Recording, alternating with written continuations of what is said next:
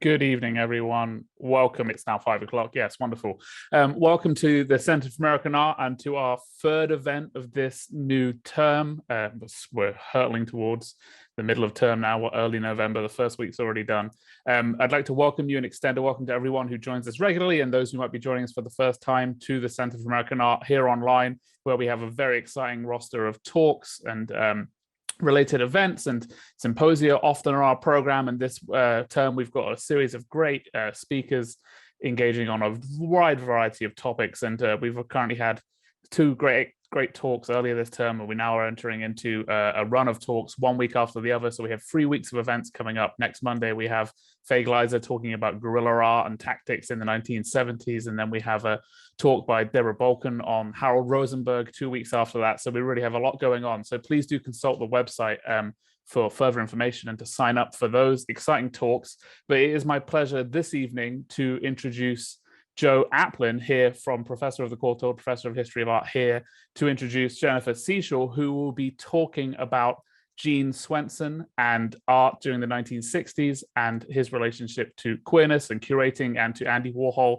A lot of this is based off our upcoming book, which Joe will tell us about, and really look forward to hearing it. And please bear in mind that questions can be taken, but they'll go into the chat and they'll be picked from and read out by Joe at the end and put to Jen for conversation. So please do enjoy, and I'd love to welcome Joe to introduce. Thanks, Tom. Hi, everyone. I am absolutely thrilled to have the opportunity to introduce Jen Seashall tonight, someone whose work I have known and been a huge fan of for a few years now. And I'm really excited that she's here with us to talk about how that project has progressed since we first talked in, I think, 2016. So Jen Seashall is Assistant Professor of Contemporary Art and Theory at the University of Louisville. Her research focuses on 20th century art and criticism and the visual culture of the United States, with an emphasis on investigating how art manifests queer forms of attachment and belonging. Jen is currently working on a book titled Criticism Without Authority, Gene Swenson and Jill Johnston's Queer Practices, and that's under contract with the University of Chicago Press. Her scholarly and critical writing has appeared in the Oxford Art Journal, Sculpture Journal, as well as in exhibition catalogues for museums, including the Jewish Museum and the Smithsonian National Portrait Gallery. Her research has been supported by fellowships from the Clark Art Institute, the Smithsonian Archives of American Art, the Terra Foundation for American Art, and the Humanities Division at the University of Chicago.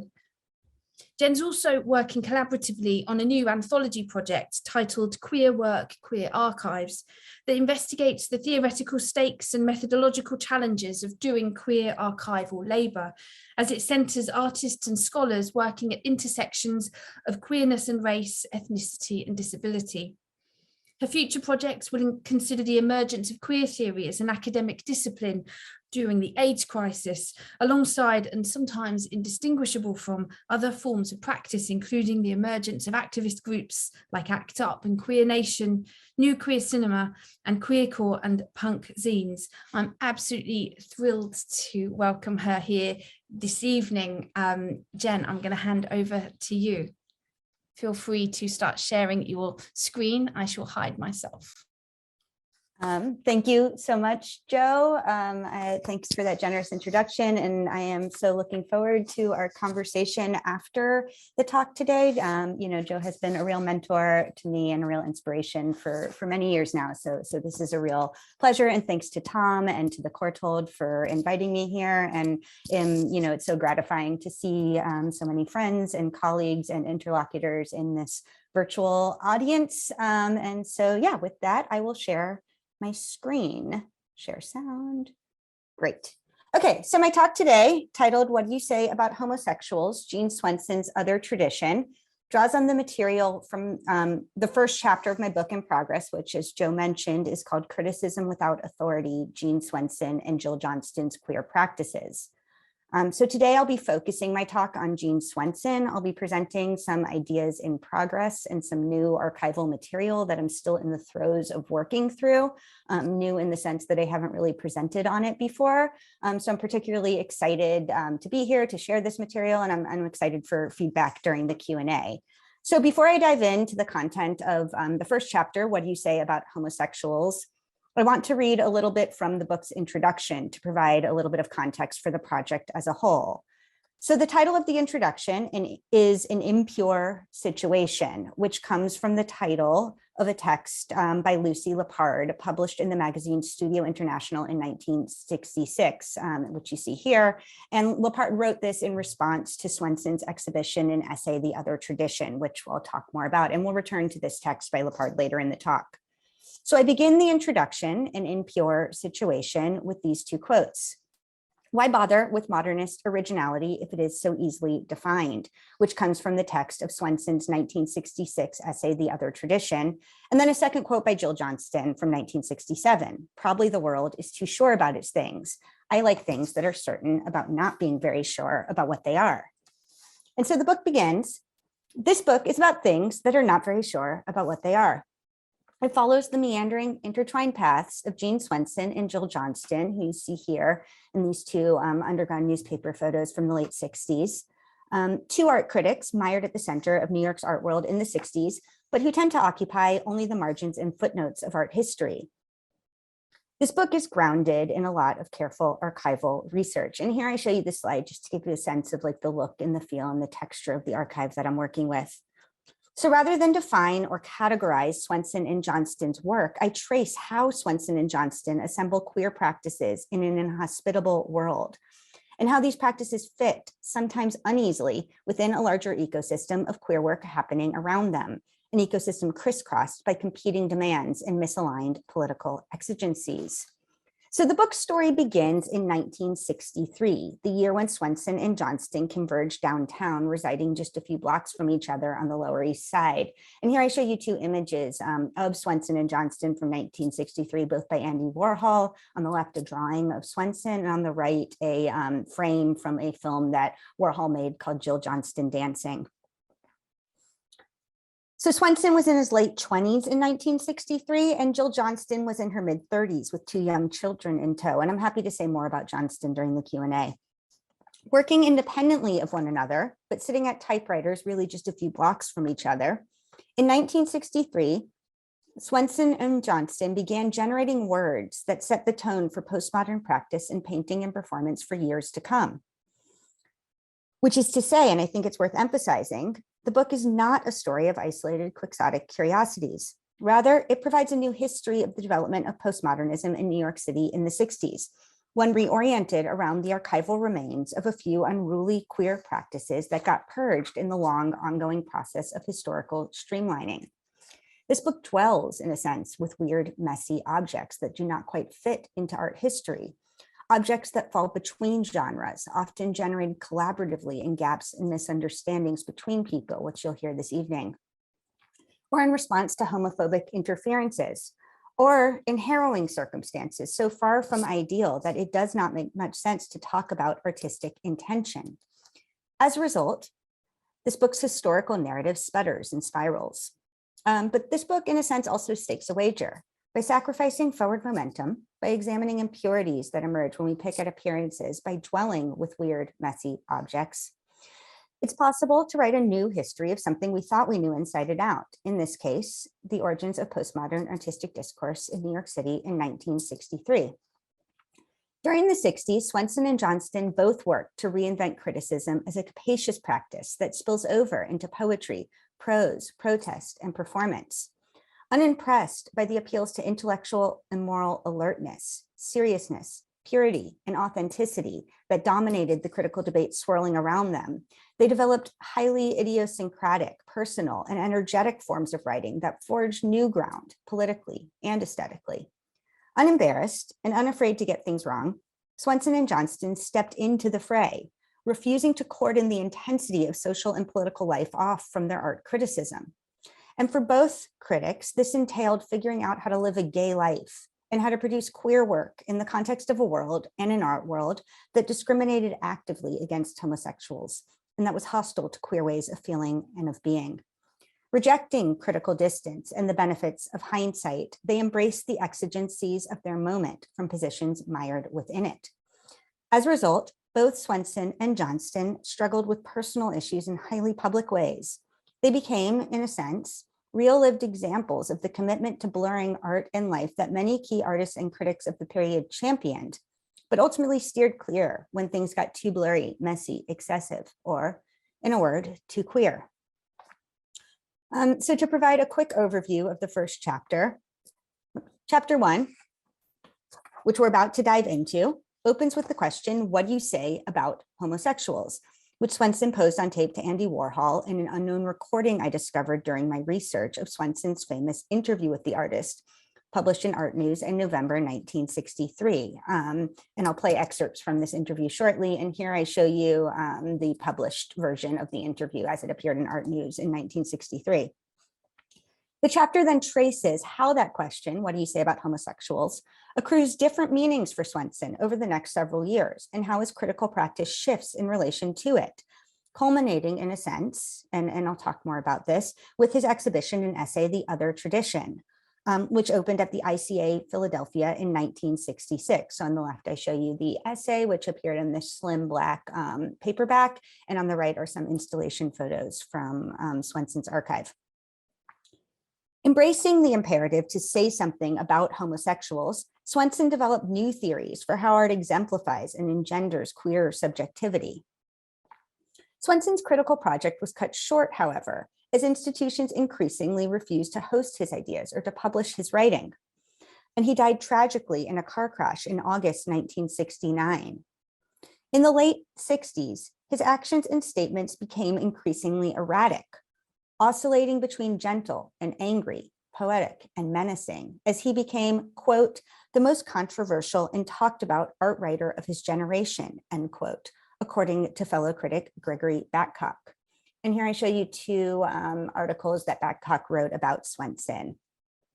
Babcock writes, quote, his actions first became gossip, then legend. His trip to the United Nations to obtain international citizenship, his shouting matches with dealers and publishers, his picketing of the Museum of Modern Art in the winter of 1968, carrying a huge question mark.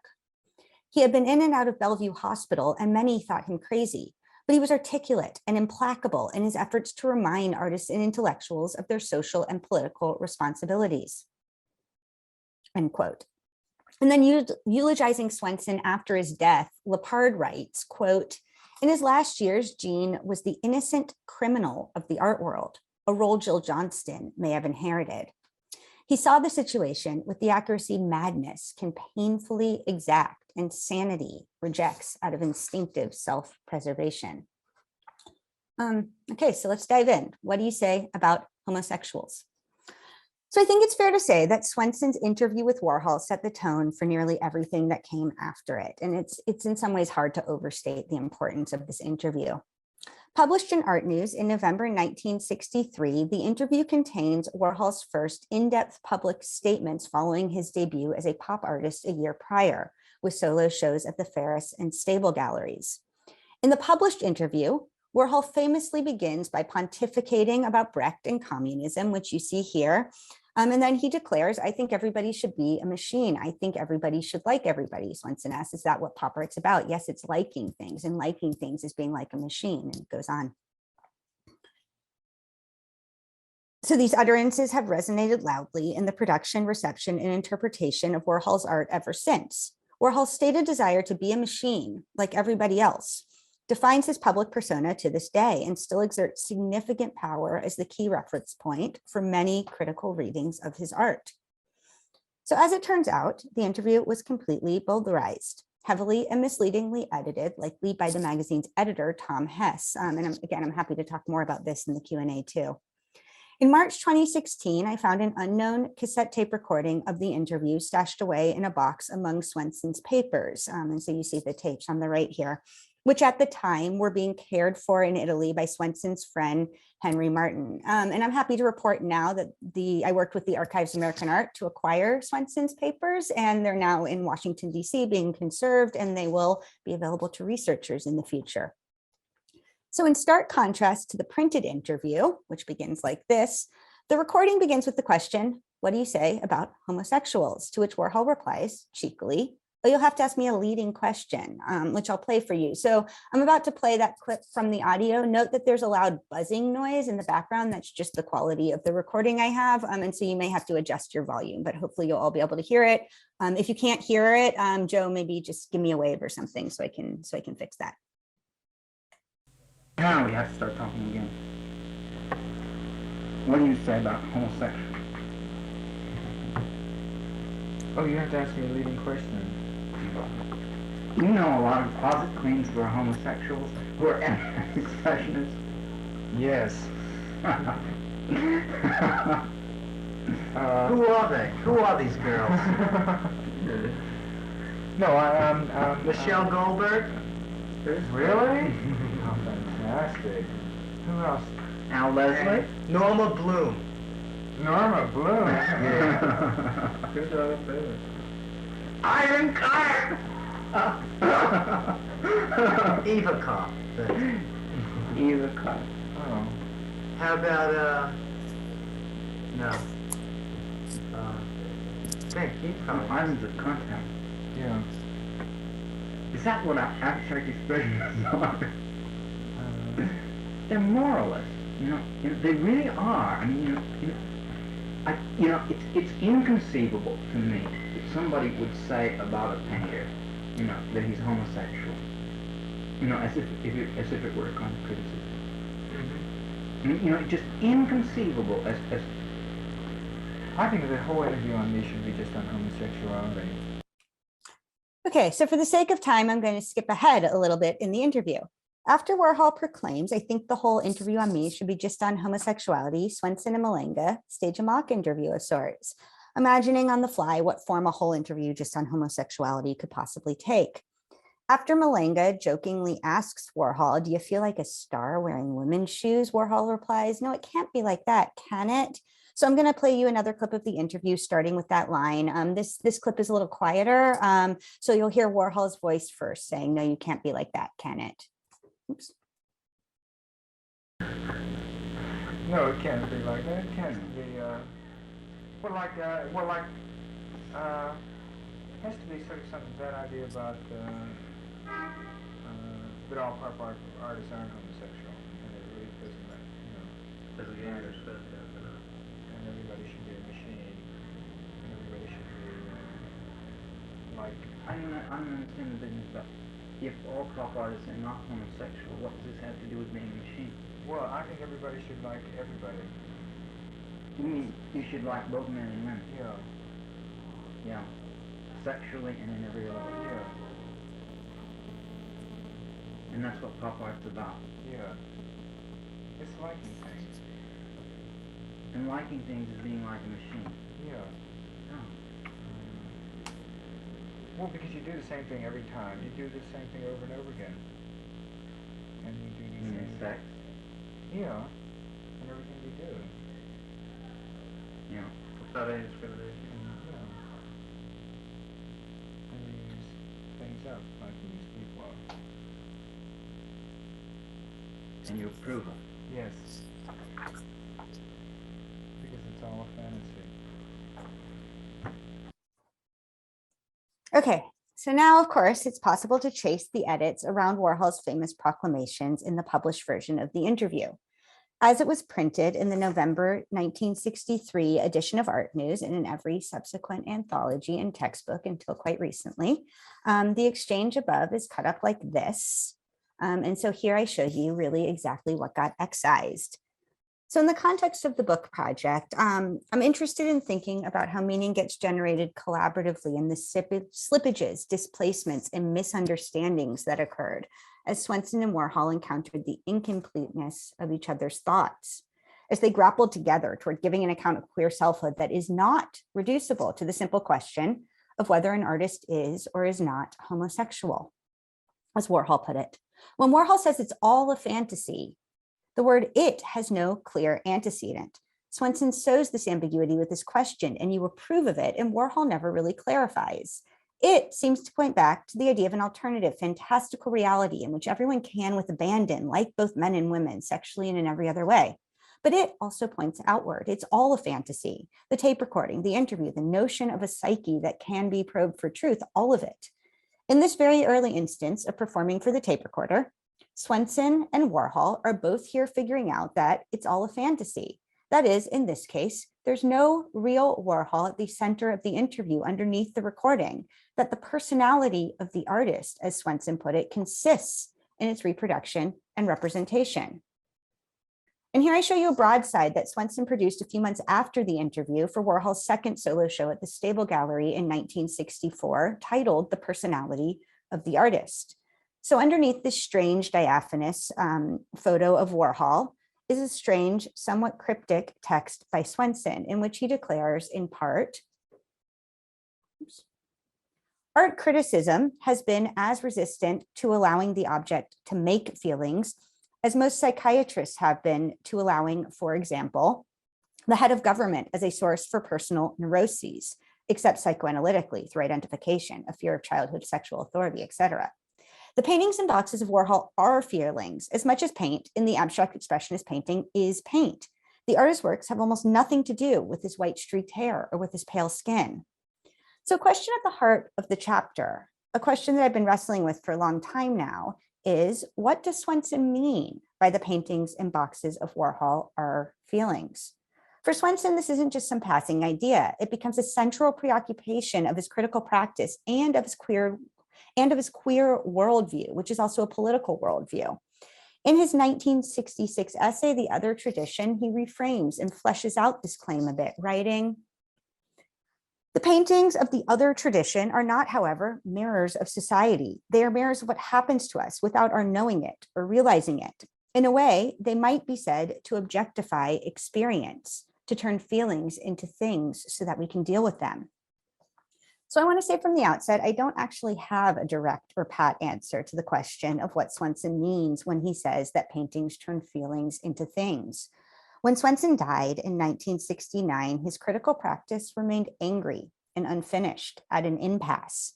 It does not resolve into a coherent project or program or politics, which has been in a lot of ways a source of frustration for me in working on this project, but it is also, I think, a source of its queer energy and of its richness. So in addition to the poster titled The Personality of the Artist, which I show you again here, Swenson also delivered a lecture titled The Personality of the Artist on the occasion of Warhol's first solo museum exhibition at the ICA Philadelphia in 1965. A draft of this lecture is preserved in Swenson's papers, which I show you here. Swenson states in the lecture, Warhol has also made mirrors, if you will, of a broader social nature. To my mind, Warhol's greatest works are the silkscreens, which he showed in the Paris show called Death in America. The car crashes, the suicides, the electric chairs. These paintings are not mirrors of society, Swenson continues. They are mirrors of what happens to us without us knowing it or realizing it. In a way, they might be said to objectify experience, turn feelings into things. So here I show you two of Warhol's Death in America paintings. On the left is a painting called Bellevue No. 2, which contains a repeated silkscreen image of the aftermath of a suicide that took place at Bellevue Hospital. And on the right is Lavender Disaster, which contains a repeated silkscreen image of an empty electric chair. So Warhol here uses public photos culled from tabloids and magazines of private tragedy, tragedy structured by the state, which is to say, tragedy that takes place in the context of public state-sanctioned institutional confinement. By blowing these photos up and reproducing them over and over, aggrandizing the variations of tone and saturation that result from the silkscreening process, Warhol drains the photograph of its status as a unique signifier of the real or the true. It's all reproduction and representation. These paintings proclaim, in a sense, that the camera is not a device that records a truth or reality existing somewhere outside of or prior to the world of representation. The camera produces reality as representation, which is to say, there's no real or true, no genuine suffering underneath these representations. Rather, all of these representations that are public, shared with the community, as Swenson put it, comprise the reality of suffering, and it can be harrowing. Look at the pictures. As Swenson put it succinctly in the other tradition, feelings are not differentiated from the object photograph. Emotion is the viewer the object sees, outside himself, yet inside himself, like a mirror reflection. Feelings are things. So looking at these paintings, though, it's not obvious what makes them queer or how they might constitute responses to a question like, what do you say about homosexuals? Indeed, Hal Foster, at the heart of his defining 1996 book, Return of the Real, famously or infamously dismisses any queer reading of these paintings as a, quote, projection, end quote, with no more or less validity than any other version of Warhol. And I should say that this account by Foster is still the account that's, that comprises the Warhol chapter in the Art Since 1900 textbook. So it's still an account that's very much alive in art history. Those of us seeking a queer Warhol in these paintings are, according to Foster, simply making the Warhol we need or getting the Warhol we deserve. No doubt we all do, as Foster puts it. So Foster proposes instead that we read these paintings in terms of, quote, traumatic realism, end quote, which Foster defines in Lacanian terms as, quote, the preemptive embrace of the compulsion to repeat a traumatic event as a way of warding off trauma. Foster explains, quote, one way to develop this notion of traumatic realism is through the famous motto of the Warholian persona, I want to be a machine. Usually, this statement is taken to confirm the blankness of artist and art alike, but it may point less to a blank subject than to a shock one, who takes on the nature of what shocks him as a mimetic defense against the shock. I am a machine too. I make or consume serial product images too. I give as good or as bad as I get, end quote. And one thing I think about when I think about this quote by Foster is the ways in which the tone of what we just heard, I want to be a machine, certainly doesn't convey shock. But Foster continues, here repetition is both a draining of significance and a defending against affect, end quote. And Foster finds the key justification for this claim in the published version of Swenson's interview with Warhol. Near the end of the printed interview, Swenson asks Warhol, when did you start with the Death in America series? And Warhol replies, I guess it was the big plane crash picture, the front page of a newspaper, 129 die. I was also painting the Marylands, and I realized that everything I was doing must have been death. And then a bit further down, Warhol continues, but when you see a gruesome picture over and over again, it doesn't really have any effect. But as you might now expect, that's not how the exchange went at all, which I'll play for you in a minute. About 25 minutes into the conversation, Swenson and Warhol turned to the topic of Swenson's involvement with S&M, content that is, unsurprisingly, completely redacted from the published version. After Swenson discloses, I've been all tied up, Warhol peppers Swenson with questions. What do you get beat up for? And doesn't it hurt? Oh, but doesn't it hurt afterwards? It does, really? It really hurts? But how long can you take it for? 5 minutes, 2 seconds, and on and on. When Gerard Malenga interrupts the flow of questions by saying, Andy, what are you asking such questions? You know you'll never become a sadist.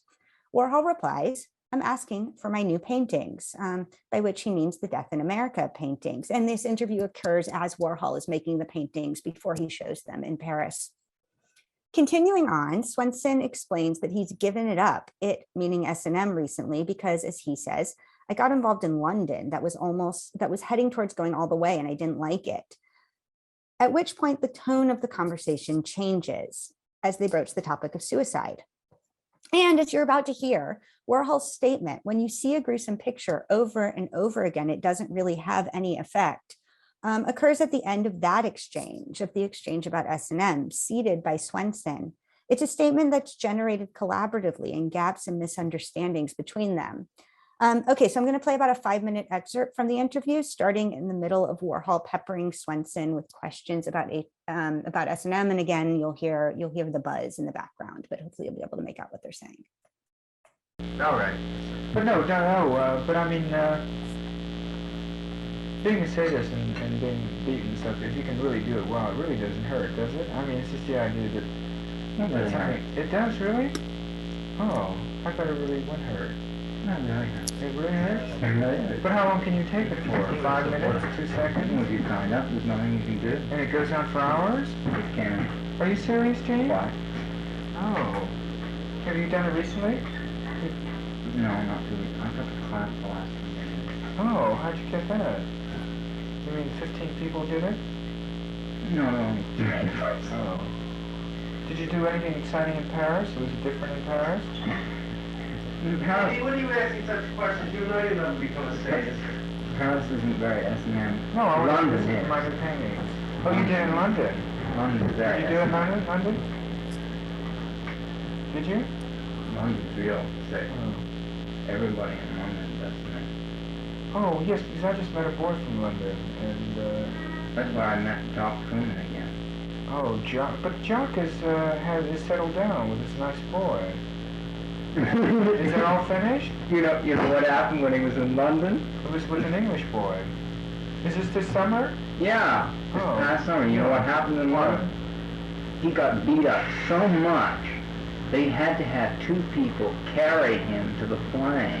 I mean, he went out to get into the cab, and he fainted, and where he'd been beaten up, his legs started bleeding and everything. And they took him back into the hotel, and he said, I gotta make that plane. And 2 people in the hotel, which was an S&M hotel, took him to the plane. Nasty. fantastic. Sadist. Nasty. Oh. Knowing that he would suffer on the plane. Oh, well then you must have changed your roles and beat him up. No, I wasn't in on that last. No, not in that thing, but I mean or was this before, last year? Yeah, No, there was no S&M Oh. mixed up thing. It was just straight. I like straight sex. I don't think this is I don't really either. But what is I've given it up. Yeah, but what is it? Yeah, I really have because it was, I mean, dabbling in it a little bit, sort of exciting. You gotta have to do all the way, not at all. But I got involved in London in a way that was heading toward going all the way, and I didn't like Oh. it. I didn't like it. What was going on the way? I mean, like it might not have ended in sort of, I don't know what you'd call it, murder or suicide, but there was someone who wanted to do it. I mean, who wanted to push it as far as it would Oh, go, really? and I sort of, except that I saw something happening, and something happened inside of me. I mean, which one time I went to this one session where things were going really violent, and I suddenly realized that my face was all twisted up, and my insides were all twisted up, and everything about me was twisted up, and it was so ugly. I mean, just so ugly. I mean, What was this, just a scene, or was it somebody, doing it to somebody else? somebody doing it to somebody else. Oh. But it was like those horrible pictures in that Movies? newspaper. Oh, really? Because they're not as effective, it seems to me, as I mean, the pictures you use Yeah. are not ugly Yeah. in the same. Oh, yeah. I mean, the subject matter may be ugly, but the Yeah. pictures are not Yeah. ugly. Why don't you use ugly pictures? Well, Because they're ugly. will you find me some? They're in that newspaper Well, all I've the time. used some of those. Those actual ones? You ever used those? No. But you wouldn't use ones like the ones that are in this week, would you? Or that burned baby and that. Oh, yeah. Yeah, I plan to use all those. But they don't come out that way. Yeah, 'cause they just don't really even have any Yeah. effect because they're so Yeah. horrible, Yeah. it seems to me. Well, that's what I feel these paintings that I do. So you do them over so many times, there really is no effect. Yeah, but the pictures that you use are not Oh. necessarily. Yeah. I mean, you just need one of those Yeah. pictures that are Yeah. really ugly in Yeah. order for Oh, it yeah. not to have any effect. Oh, yeah. Don't you Oh, know? yeah. Well, I was planning to get them all. I really wanted them. But I've used Inquirer pictures. I have. Most of my pictures are from the Inquirer, but they're not the real gruesome ones. because the gruesome ones are so gruesome that they don't have any effect. Yeah. Yeah.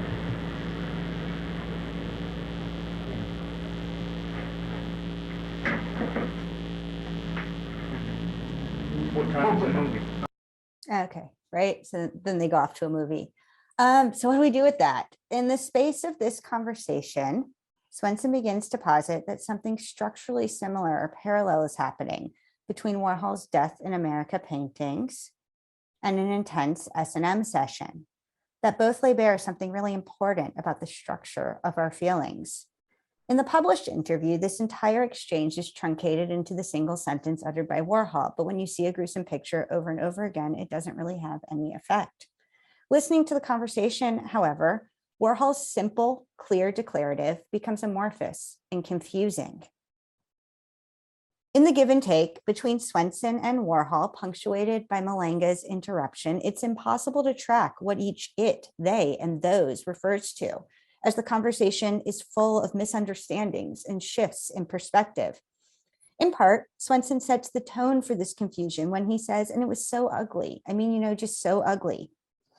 It's unclear, right, whether the it in Swenson's sentence refers to the S&M session that he just witnessed, where things were going really violent, or rather his confusion as he saw something happening and, something happened inside of me, as he put it, and everything about me was all twisted up. Swenson then asks Warhol, why don't you use ugly pictures? And Warhol insists that he plans to use some of those pictures, but then he says, but they don't, they don't come out that way. They just don't. Which is, it seems, precisely the point that Swenson is pushing Warhol toward when he distinguishes between the fact that the subject matter may be ugly, but the pictures are not ugly. Where exactly then does ugliness reside? Within this logic, Warhol's Death in America silkscreens are ugly insofar as they aggrandize the rupture between seeing horrible subject matter and feeling horrible. Thus, in the space of this conversation about S&M, ugliness emerges as an aesthetic category that is not reducible to a picture's subject matter, nor is it reducible to a viewer's emotional response. Rather, ugly seems to inhere in the muddled and incoherent space between I saw something happening and something happened inside of me.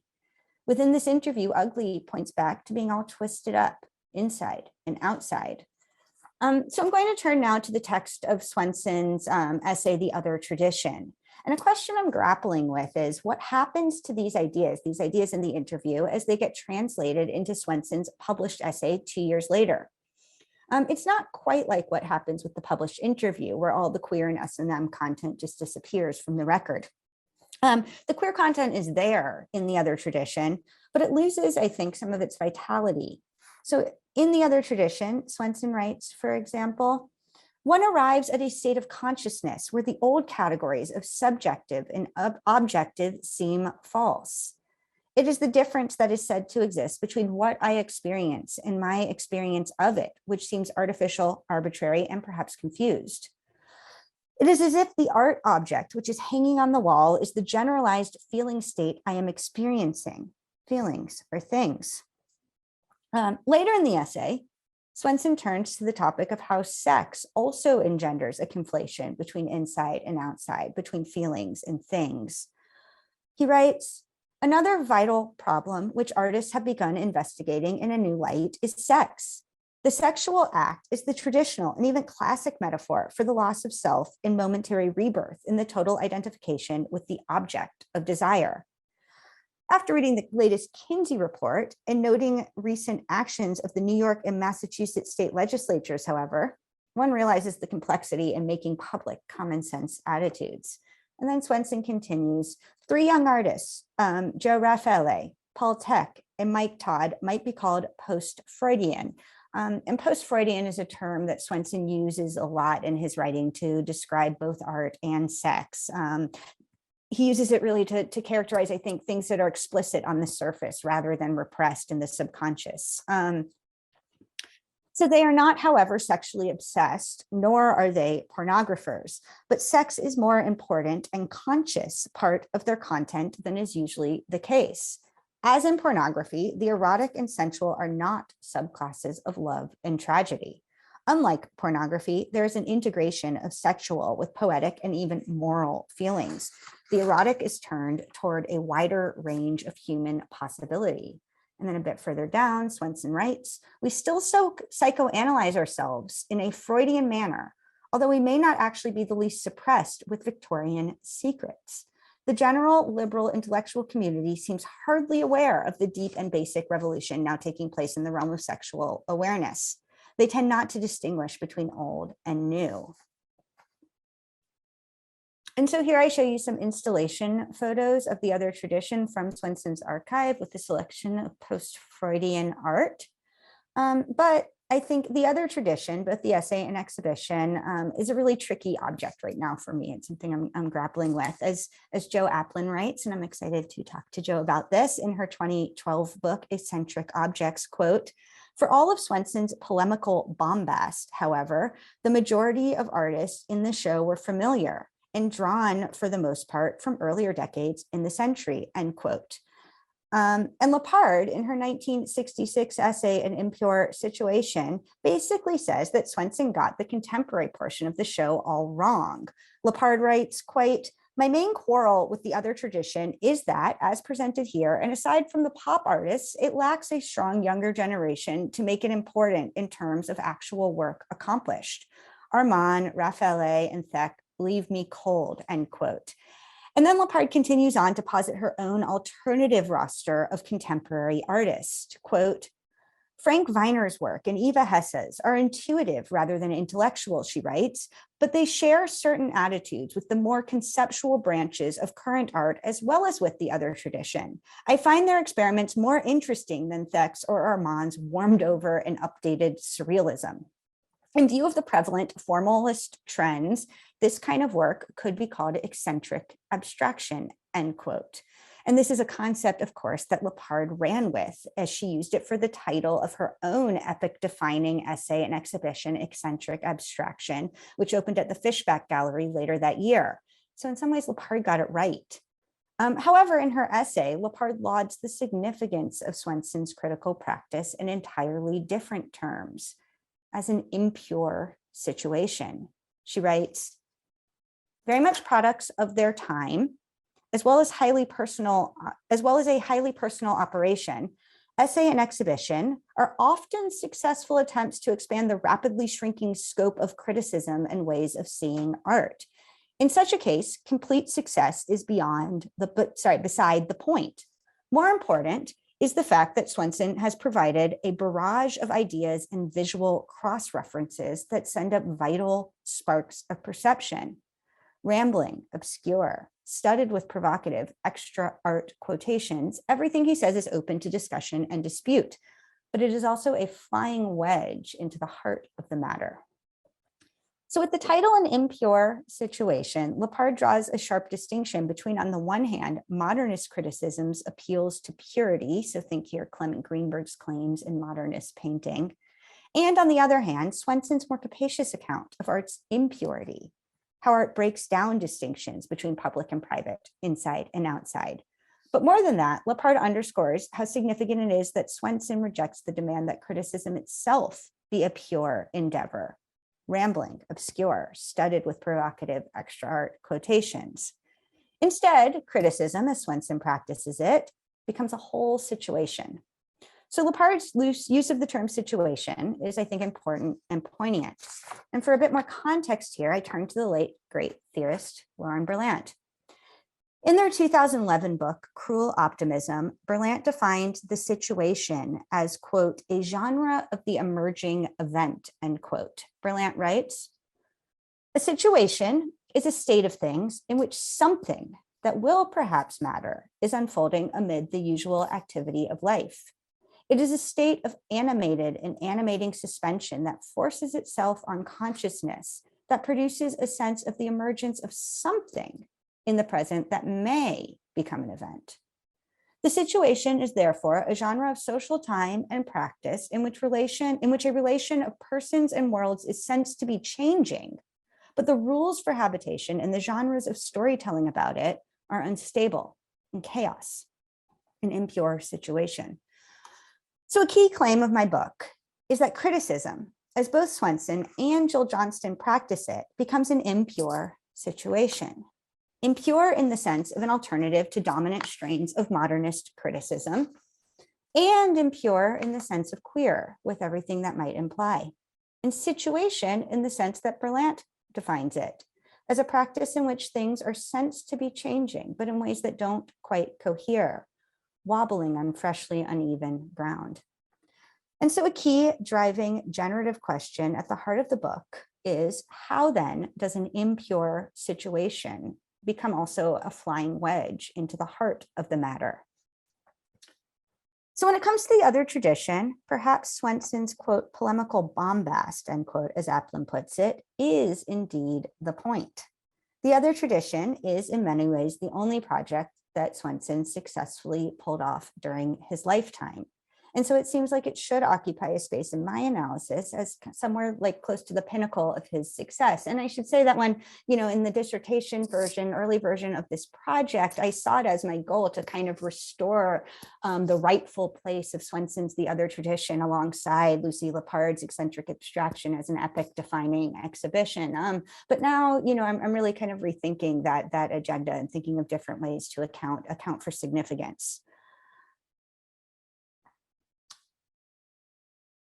Because after all, the show didn't really succeed. All that's left of the installation is these badly damaged contact sheets that I found in Swenson's archive, tucked away for the past 50 years among his papers.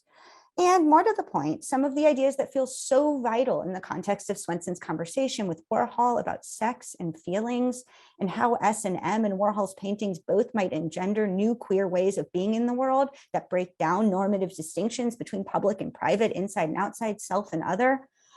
All of that, I think, becomes maybe a little less interesting or a little more desiccated in Swenson's essay. So what do we do?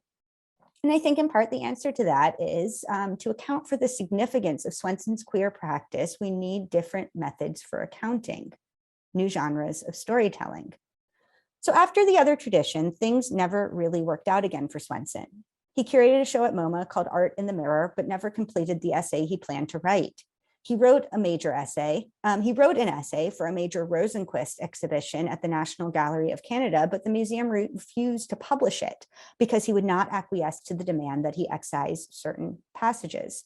Swenson ranted and raged and protested, including picketing alone outside MoMA, wielding only a giant blue question mark as a sign. And so here I think, how does an impure situation become also a flying wedge into the heart of the matter? And at the end of his life, Swenson filled dozens of notebooks with poetry, prose, and political screeds.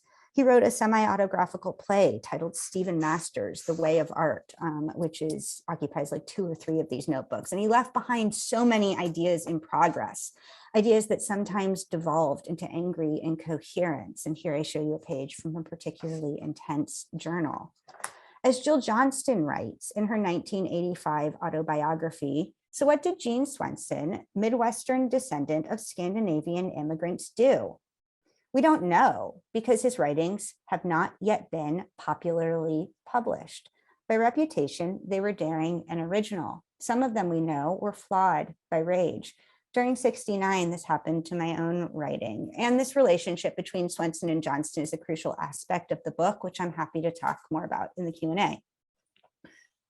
But so by way of conclusion here, I want to turn again to Lauren Berlant, and maybe because Lauren has been reverberating in my head a lot lately in the wake of her recent death.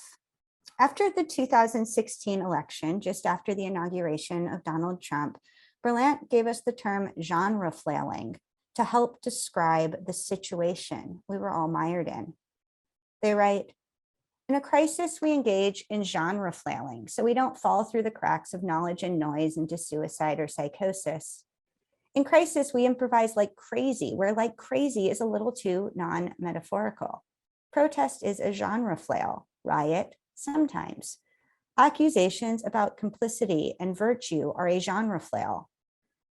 We're flailing when we move to help each other with touch, words, and plans, under the pressure to build on movement culture so that our gestures can extend beyond the beat of the moment, toward the activist time that makes time to craft our commitments to foraging a better good life from the freshly uneven ground we're wobbling on.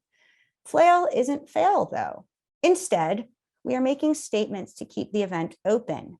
Many of them feel clotted, a groping for counter power wedges in the angry dark. But even in failure, we are the future of the event. Even as we struggle over what its genres will be, the story's form will have to pass through our struggle to create it. Define loneliness? Yes, it's what we can't do for each other, Claudia Rankine writes. We have no choice but to proceed together, unsatisfied and creative. And so, as I've been thinking about Swenson's conversation with Warhol, or his S&M sessions, or the other tradition, or his angry tirades, or his journals, or his question mark protest outside MoMA, I've also been thinking lately about genre flailing and what stories that we can tell about it. There is anger in my tone, Swenson noted of his lonely protest, for they have treated the soul of art foully. Picketing alone outside MoMA, wielding only that giant question mark, Swenson withholds comforts of slogans and solidarity of simple demands shouted in unison. What do we want? Only in his protest the we never materializes. By picketing alone, by dramatizing a breakdown of reciprocity and foreclosing the possibility for a collective response, what we can't do for each other, Swenson demands an excruciating kind of queer commitment to dwell in a state of unknowing and disintegration, alert and ill at ease, unsatisfied and creative. So that's what I have for now. Thank you, and I look forward to your questions.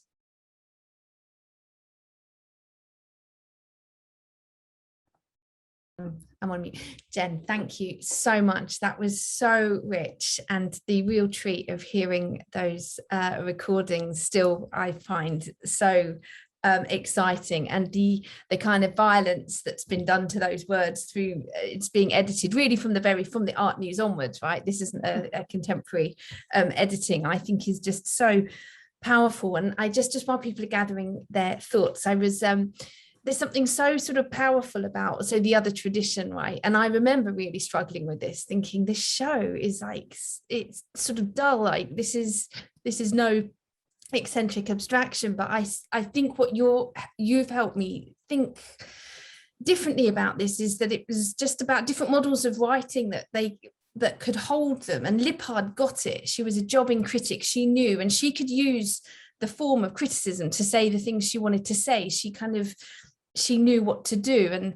And I guess what you're demonstrating so brilliantly is that he just couldn't do it. This gulf between language and writing and his interior worlds was kind of insurmountable. And and Sir Johnston sort of managed it, but at huge cost too, right? I mean, I know you said you could talk a bit about that, but it just seems that her criticism, that was that kind of break for her too, right? Where she did manage to find forms that would hold her kind of thoughts in a way that he just didn't manage to do. So thank you. It was just so interesting.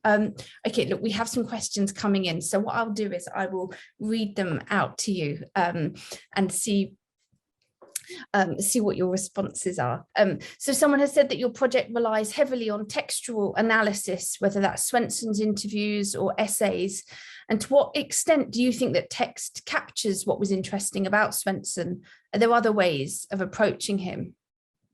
Yeah, I think that's a great question, and it relates to what Joe you were just saying, and I think I think that's right. Just to get we were saying about thinking about the relationship between Lippard and Swenson, and the weird thing where Lippard's essay on Swenson's other tradition, an impure situation, is in some ways so much more interesting as a piece of writing than the other tradition, than the text. And yeah, I think that question, what might there be other ways? To what extent do you think text captures what was most interesting about Swenson? Might there be other ways of approaching him? That's a tricky question, because text is what we've got. Text is what we've got. you know, except for like, I think I do a lot of work, and certainly I strive to do a lot of work to think about the question mark protest, which is, you know, it has its text in the sense of its big punctuation mark, but in some ways it's Swenson's most brilliant and poignant gesture that endured. But it's like, okay, well, but that's the question. It's like, well, if text is what we've got left, notebooks, recordings, essays, then I need the text to get at Swenson, but it's about how to read it or how to hear it, and what language I can use to you know, what new genres of storytelling, to kind of use Berlant's language, you know, we can invent to account for the kind of like strange complexity, which, if you don't, like, I think that's where the archive came in, because it's like, if you're only looking at the essay, the other tradition, which is one of the few things that you could find in libraries that Swenson wrote, aside from the published interviews and a few essays in Art News, then you're absolutely right. You're not getting at what's most interesting there, for a lot of the reasons I think, Joe, you were saying too. How does that relate, Jen, to the idea about feelings of things, which I know you say you've been thinking about? How much closer are you to, I mean, I think on the one hand, it feels quite straightforward. Paintings are somehow presentations of feelings, but that's not what he's saying at all, is it? And that second extract really started to get to something of what, you know, again, it's he's reaching for something that he isn't, for a writer who is so textual, he seems to always be struggling to put into words, into language, what it is he's kind of reaching for. Can you say a bit more about that, where your thoughts are with this?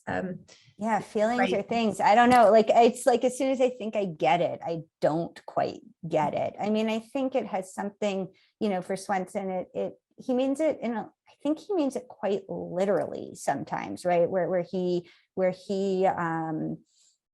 he's interested in the ways in which, right, like he like uses the example of like a limb coming out of anesthesia, where you literally feel uncertain whether the pressure on your limb is emanating from inside your body or the result of like an object, you know, like on top of your arm. And so he's like interested in this conflation or confusion, this porous boundary between the inside and the outside. And then I think what he thinks is that like feelings are, you know, Warhol turns feelings into things. So it's like the surface, the images, the photos aren't like something that reveal a deeper reaction underneath or anything like that, but are the account for, or are tantamount to the emotional response, right? They're not separate things. I'm rambling a little. I'm a little distracted by the text chat. But I know if you want to close it down, I can read them out for you as well. But I see that Rika's just appeared in the text. Hi, Rika. Actually, do you want? Let me read that out for you, so you can just kind of think about what the question is. And I think that Tom has a question, so we're going to have Rika and then Tom. So she says, thanks for this in-depth insight into your work and the struggles in tying together the different threads that become palpable as something of an overflowing nexus. My question ties in with the question about the text as material. Have you considered conceiving a format different than a book? There's a question for someone finishing a book. No, because I'm a writer. Like I'm very committed to the book, and to, like, I'm not doing criticism without authority, or I'm not doing an impure situation. I think like I'm kind of more boring than that. I'm an art historian who writes books, and so I think that like no, I like believe in the book, which is a weird thing find myself saying, but yeah, no. So no, I mean, but I do hope that someone else makes the recordings available online so that other researchers can I almost see that as like, I kind of shepherded these papers to the Archives of American Art, and they're there and they're safe and they're being conserved. And I don't know if you noticed in some of the photos that I show, there's a considerable amount of mold damage to the papers. So they're undergoing some mold remediation. But yeah, I see that as I hope that the recordings also become available, but no, I'm committed to writing the book. Some kind of cut, she says, in addition to the book, but Oh. not instead. I see. Suppose, sorry, that came afterwards. But I think that there is a sense of like this commitment to the archive that you have demonstrated in such a collegial way in terms of gathering these materials and ensuring they have a longer life. But I wonder what an anthology or an edited, would that do justice, or would that just be evidence of a kind of unraveling that would not, is there a kind of an ethics to that, do you think? Yeah, I don't know. I think a lot about this. So so I do think that there should be that's actually, Rika, to answer your question. Yes, I do think also there should be an anthology of Swenson's writings. Johnston said it in the 80s, they've never been popularly published. And I think they probably should be. The question is, what do you publish and how do you publish them? So there's like a big stack of like manuscripts prepared for publication, but then there's all the journals, and the journals in some ways are like where some of the most compelling thinking happens. When Swenson, like something like you said, like there's a struggle for Swenson once he's doing it on the tape, he's having the conversation, or he's scribbling in his journal, he's writing in his journal, and then when he sits at the typewriter, like there's a disconnect for him. I think, and not to like say that's a deficiency. So yeah, the question then is, how do you publish Swenson's writings, and what do you publish? And I think that there's a way to do it, and I think it would involve a lot of facsimiles of pages. Yeah, absolutely. Thanks, Jen. I know Tom has a question. Are you gonna reveal yourself? I'll pop up. Yeah, Thanks so much, Jen. That was really amazing. And it's like Joe said, amazing to hear the material from the recordings, but also to think about Swenson. He's such a captivating figure and so elusive in all these ways that we've been suggesting.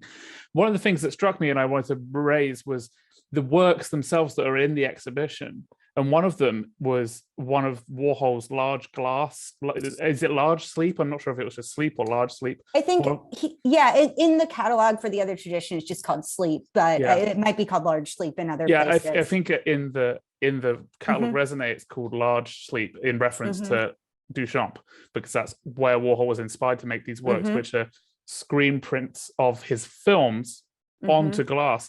But the way that Swenson has it installed is unlike how I've ever seen it installed in all of my looking at different Warhol installation shots from the 60s, is he actually has it with a light projecting it as if it's a film. And it brings to mind this question of, we're talking about impure situations and genre flailing, and this idea of intermediality that is so central to a lot of the art that he seems interested in.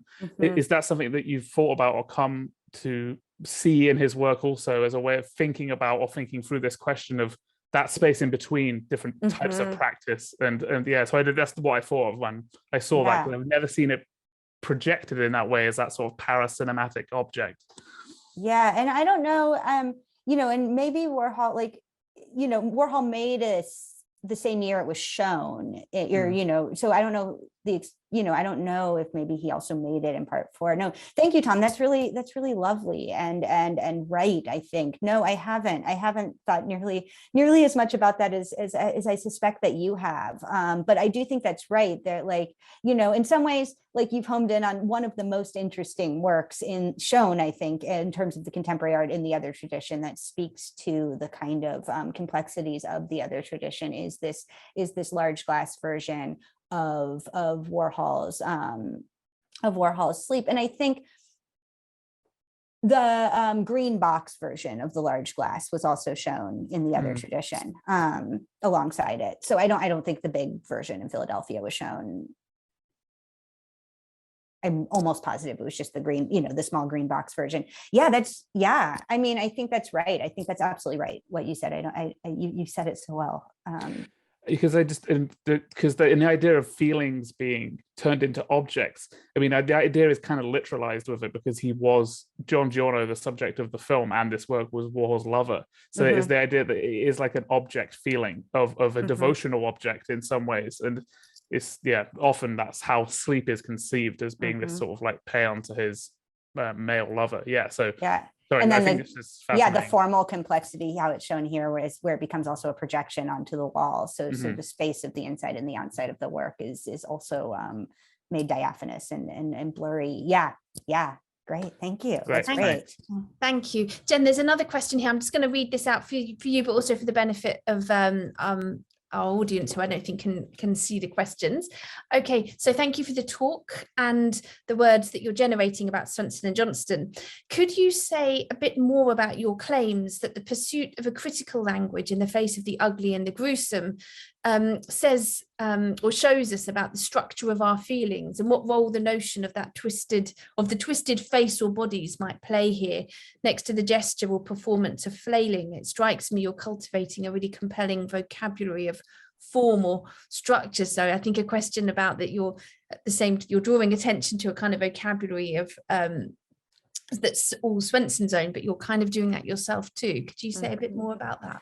Yeah, thanks, Caroline. And full disclosure, Caroline has read several drafts of my work, so I'm indebted to her ongoing critical feedback. Yeah, that's a really great question. And I think it's right. I do think, I'm not surprised that you hooked on to the phrase structure of feelings that I kind of threw in there as in part a reference to a larger critical conversation that's occurring in the mid-60s with Raymond Williams' essay. And, Swenson is not alone in rethinking the structure of feelings. And in part, that part of the work, I didn't make it explicit here, is also indebted to Sian Nai's work on Ugly Feelings, the book Ugly Feelings, where she, in that book, talks about, what she calls ignoble feelings of not the major feelings, which are obviously object directed, like rage or anger, where it's kind of, you can make a distinction between yourself and the thing that you're angry at. But she's rather interested in these, like, these more nebulous feelings like paranoia and anxiety. And she uses the word there, tone, to indicate this confusion between where the feeling is, whether it emanates from the object or whether it emanates from the inside, or rather occurs in this much more confusing space between the object and the individual. And I think, right, this idea of the confusion or the blurring between a feeling's objective or subjective state is what's at stake in this weird conversation about S&M and about being all twisted up and Swenson's feelings. And then the way in which Swenson then parlays that into, like, it's kind of Swenson's brilliance, where he's talking about S&M and they're joking. And then he's like, well, why don't you use ugly pictures for your paintings? And he gets Warhol on the spot to be like, well, I do, but what happens when you use the ugly pictures? Are they ugly when they're not really ugly when you use them? So what happens to the ugliness, and what's the structure of ugliness, and how does it relate to the way we feel when we see an ugly picture? And what about when we see something horrible, but we don't feel horrible? Like that rupture between seeing something horrible and feeling horrible is, I think, something that Swenson is interested in kind of teasing out from his conversation with Warhol. Yeah, so the goal is to develop a compelling vocabulary of form and structure. But I don't know if that answers your question, but I appreciate the insight. That's a really eloquent response, and I think it is quite clear throughout that it's about your kind of relationship to these writings as well. And I think that as a writer, engaging with the writing of these two people, we didn't get to Johnston. You have to come back and talk to us about Johnston another time. Lots to say about her practice too. But we are coming up to about 10 past, which is usually when we wrap up. So Jen, I just want to thank you on behalf of our large international audience, but also those of us here in situ in London, the most S&M place in the world. So that's so S&M something to think about. It's lovely to see you, and thank you. What a tremendous talk. And thank you to our audience. Thank you for our question askers, and have a nice evening, everyone. Bye. Thank you so much, Joe.